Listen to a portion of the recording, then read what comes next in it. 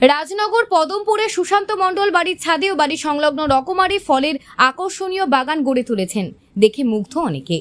সিউড়ি পাকা রাস্তার পাশে পদমপুরে বসবাস করেন পেশায় রাজমিস্ত্রি ও কাঠমিস্ত্রি সুশান্ত মণ্ডল, স্ত্রী গৌতমী মণ্ডল গৃহবধূ।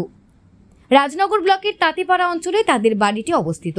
পদমপুর গ্রামে এই বাড়ির ছাদ বাগান ও বাড়ি সংলগ্ন বেশ কয়েক কাঠা জায়গা জুড়ে সুশান্তবাবু আকর্ষণীয় রকমারি ফলের বাগান গড়ে তুলেছেন।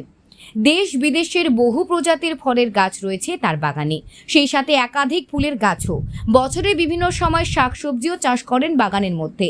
ফলের যেসব গাছ রয়েছে যেমন আম, কাগজি, কমলালেবু, বাতাবি লেবু, আপেল, আঙুর, সাদা জাম, পেয়ারা, আমড়া প্রভৃতি, সেগুলির মধ্যে বিশেষ করে বেশ কয়েকটি আম গাছে একটি গাছে বহু প্রজাতির আম ফলিয়েছেন তিনি।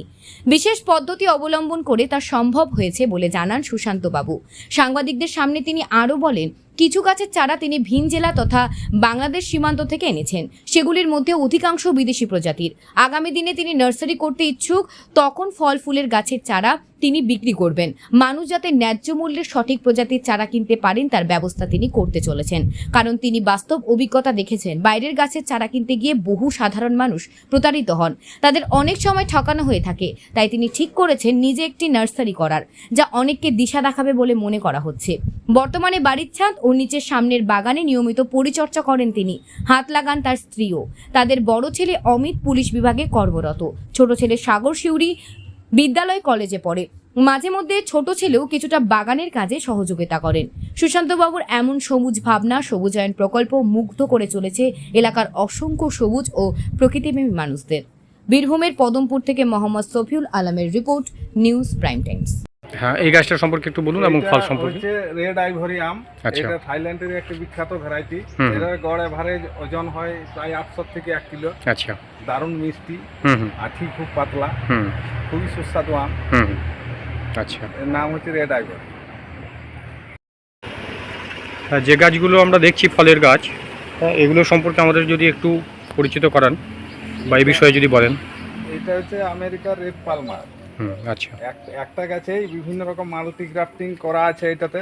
যেমন ওইটা রেড পালমা, এইটা ব্যানানা, এইটা হচ্ছে এটা থকাই থকাই ধরে 12 মাসই ধরে। আচ্ছা, এটা হচ্ছে ভাস্তারা, আমাদের ভারতেরই ভ্যারাইটি একটা। আচ্ছা, আর এইটা হচ্ছে মিয়াজাকি। আচ্ছা, ওটা মিয়াজাকি না? আচ্ছা, আরও যে আর একটা এইটা রয়েছে, এটা উত্তরপ্রদেশের যেটা চৌসা, সেইটা ওটা এটা এই। আচ্ছা, আচ্ছা, আচ্ছা, পাশের যে গাছটা এইটা মাল্টি গ্রাফটিং এর। এটা হচ্ছে হাড়ি ভাঙা। আচ্ছা, এইটা ইন্ডিয়ান ভ্যারাইটি সূর্য। আর এইটা হচ্ছে বাংলাদেশের ওই বাড়িফোর। আচ্ছা, আর ওই সাইডটায় রয়েছে আমাদের ইন্ডিয়ান ভ্যারাইটি মল্লিকা। একটা গাছে আরো বিভিন্ন রকম আছে। এই গ্রাফটিং গুলো কি করছে? আমিই করি মাল্টি গ্রাফটিং। একটা গাছে মোটামুটি 40 প্রজাতি পর্যন্ত লাগানো আছে আমাদের এই বাগানে। আচ্ছা, তার মধ্যে প্রায় এই গ্রাফটিংটা কতদিন থেকে হচ্ছে? এটা মোটামুটি 1 বছর থেকে এই মাল্টি গ্রাফটিং গুলো 1 বছর। এই আমগুলো কি নতুন এইবারই প্রথম? এইটা হচ্ছে মাল্টি গ্রাফটিং। এর প্রসেসটা হচ্ছে যে কোনো একটা গাছের থেকে অন্য গাছের যেটা মনে করুন লাগাবেন ভালো প্রজাতি, সেইটা একটা সায়ন মানে ডগা কেটে নিয়েছে এই গাছের সঙ্গে, এই যে জয়েন করে দেয়, এই যে জয়েন করে দেওয়ার মধ্যে 15 দিনের মধ্যে এরকম ভাবে পাতা ছাড়বে। আচ্ছা, এই হচ্ছে মাল্টি গ্রাফটিং এই প্রসেস। আচ্ছা, এই যেমন একটা গাছে বিভিন্ন ধরনের এই যে সায়ন লাগিয়ে এই মাল্টি গ্রাফটিং করানো আছে।